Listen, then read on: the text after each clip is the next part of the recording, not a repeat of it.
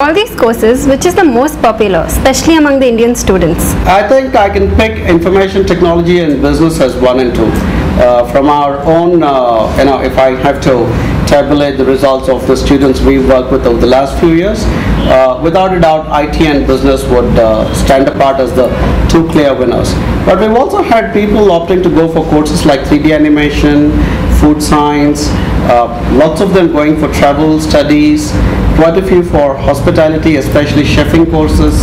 So this would be the pecking order. But no, IT and business would be the top ranked ones. Yeah. Can you give us some more information about the ranking of the universities? As I said, the ranking is the most authoritative place is probably the Times Higher Education Supplement. But within New Zealand itself, the ranking is depending on the amount of research funding they get from the government. So they have something called PBRF, which stands for Performance-Based Research Funding. So each university will make an application to the government of New Zealand seeking funds, saying this is the amount of research we have done and we would like to get funds from you for continuing that research. And based on the amount of research that different institutions are doing, the government allocates a particular amount of money.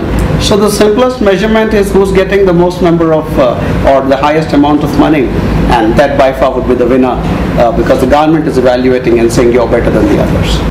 Do the universities in New Zealand provide assistance to the students to get any part-time jobs? That's a tricky question to answer because I don't want to say yes. By and large, the part-time work, one expects the students to go and find for themselves. Having said that, every institution, whether it is a university, an ITP or a private school, would have somebody called the international officer.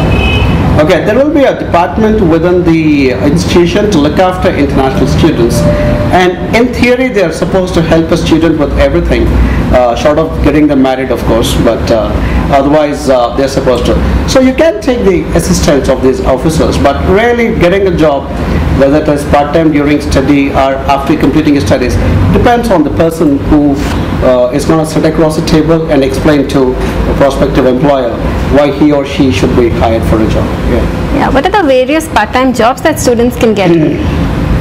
You would know about part-time jobs everywhere in the world. The students pursue, you'll tend to see a lot of them in gas stations. You'll tend to see a lot of them in supermarkets.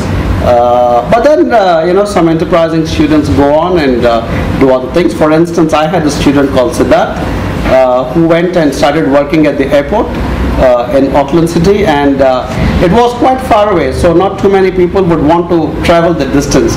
But this guy realized there was an opportunity, so he actually would travel to the airport, although it was far. It's like going to Shamshabad in Hyderabad now. But he would go there and he would pack the food that goes onto the aircraft.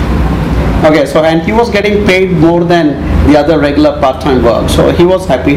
Plus, he would get the free food as well. So plus there are a lot of our students also doing data entry jobs. I'm aware of some of girls students working as nannies and daycare centers. So all kinds of possibilities exist. But really, it's all about getting out, and you will invariably find students in McDonald's and KFCs and places like that. Yeah.